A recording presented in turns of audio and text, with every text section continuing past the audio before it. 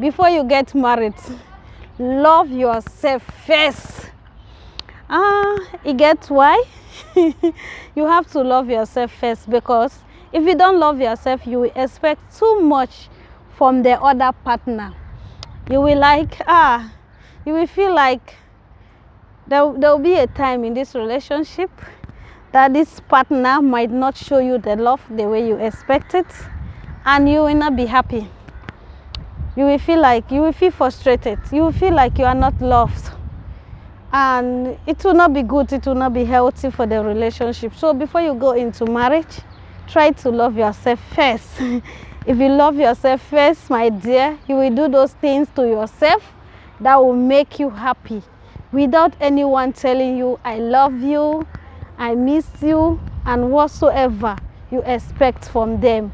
Because you love yourself so much, you will always be happy. It is very important if you want to go into marriage. Yeah, so that you will not expect too much from the other partner. You will not expect, you don't love me anymore.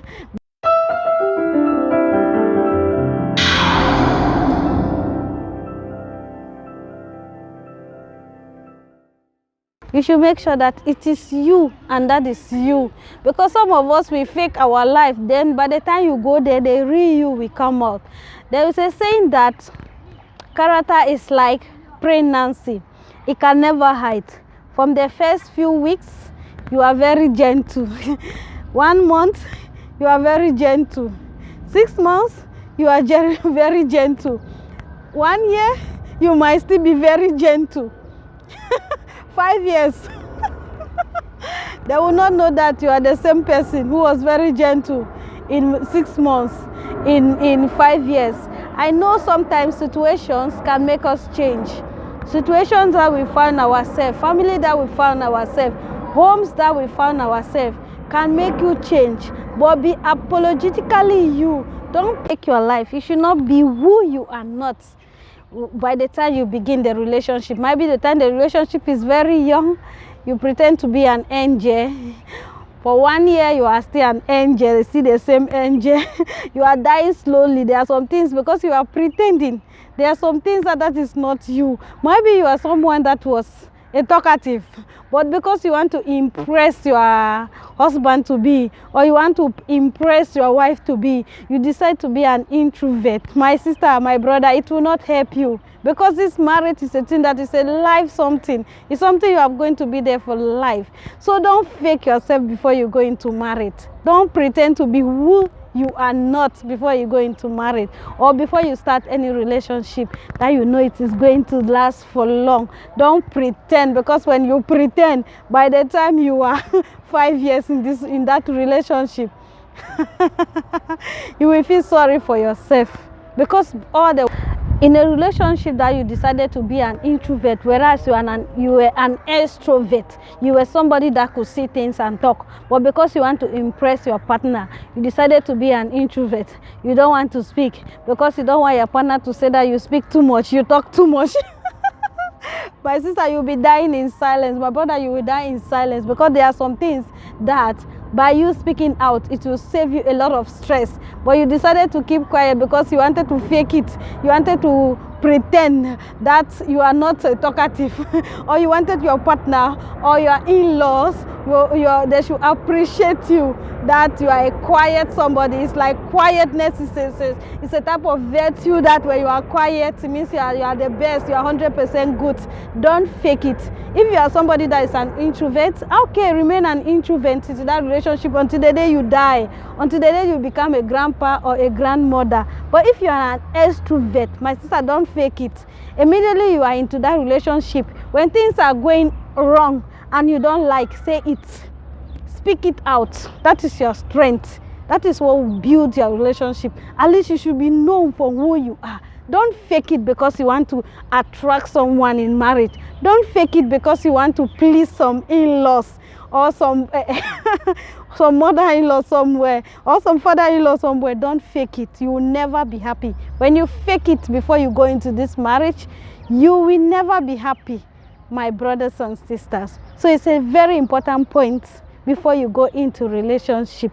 Another thing, My brothers and sisters, my fellow youth, ladies of integrities, please don't rush. It is very, very important. Don't get married because you see your friends are getting married. That is why you just want to have the name that also you too, you are married. Then you start watching things. You start giving pressure to someone's son somewhere. You want to get married, you want to get married, you want to get married. Take your time before you go into relationship. You don't know who you are getting married into. You don't know this person. But just because you heard the word married, there are some guys that comes to you because they want to come and taste something they did not cook. They will just come and they will come with the name of marriage, in the name of I want to get married to you, just because they want to taste your soup. So don't allow that. Don't rush into marriage. When you rush into marriage, you will rush also to come out from the marriage. So take your time before you get married. Yeah, some will say I am running out of age. I know some of us who can even get married to the guys that we are older than them, because you feel all your age mates are married. All your age mates are not having children. They are not having grandchildren, and you are not yet married. Wait for your time. Wait for your time and prepare for it. When you prepare for it, when you go into marriage where you are well prepared, you will never rush to come out. It will save you a lot of stress. Also, you should not settle beyond expectation. Some of us, because we want to rush, we want to have the name of Miss or Mister, you just go into marriage without what you were expecting from your partner. You have not seen whom you were praying to get married to, the type of prayer you were giving to yourself, like this is the type of person I want to get married to, and this is what I expect from my wife or my husband. You have not even yet seen those things.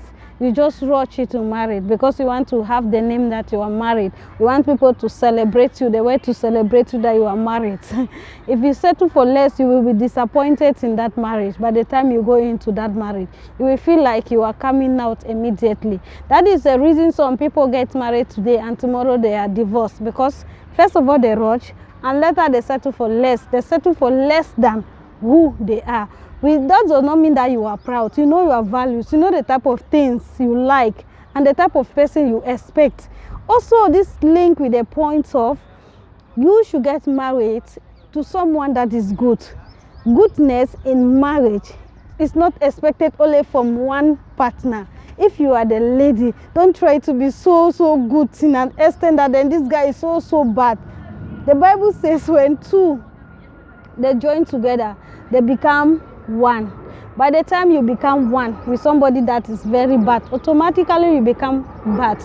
Because if you get married to a criminal, automatically as a wife you become also a criminal. So get married to someone that is good. Both should be good. Not like one person is bad and the other person is good. It will bring a lot of destruction in your marriage. Even if it doesn't affect you as the couples, it might affect your generation, because one person was good and one person was bad. I have seen a situation that the mama was good to an extent. This mama was so good that she could even allow another wife to come to her house and sleep in her bed with her husband, and she will sleep down in the floor just because she doesn't want problem, just because she doesn't want to see she doesn't want to disrespect her husband. She doesn't want to make her husband to be angry. She has to go through all this pain. She will allow another woman to come to the house, and then she will leave the bed, the matrimonial bed, and the woman will sleep there on her matrimonial bed with her husband. She will not say anything because she was too good. But she was suffering. She died because she died out of stress. It was too much for her. So if you want to get married, know who you are getting married to. Don't say because you are good, you will try to change this person. This person might never. There is a saying they are saying there. There is a saying that if a man is a cheat, even when he gets married, he will still be a cheat. So be careful before you go into the marriage. You make up. You should prepare your mind. You should prepare your mind. This man, you are in a relationship. He's not having you alone. He's having about 3 of you as a lady. Then you go into that marriage, what do you expect? you might even stay in that marriage for long, and you stay that marriage for 10 years, and one day you see they are bringing another child from somewhere that this is your husband's child. What are you going to do? You have been good, you have been faithful, you have tried your best as a wife, you have done everything to make the marriage work, to make you people happy, but what did the bad person do? The bad person brought evil into the family. Yeah, bringing another child into the family is not actually evil, because every child, whether from in-luck, bad luck, whatsoever the child is born is coming from God. But it has disrupted the marriage. It has brought, if a marriage that was not signed to be polygamous, but automatically it became polygamous, because you have bring up your own children in your own way, and another child is coming there. It's not like you don't love the child. There are some things that some women will not take it. You will not take it, not because you don't love that child is in nonsense, but because your partner was bad. Your partner was really bad. You were really good. You tried to be good. So before you go into marriage, make sure both of you are good before you get married. Make sure both of you have the same goals in life. There are some people, this one is going east and this one is going west. No one is supporting each other. No one is supporting each other's dreams. No one is supporting each other's career. No one is supporting each other's goal. So what do you expect in that marriage? That marriage will be full of crisis. It will be full of problems. So before you get married, my friends, take note of these things. Thank you so much for watching. Stay tuned for next video. Love you guys.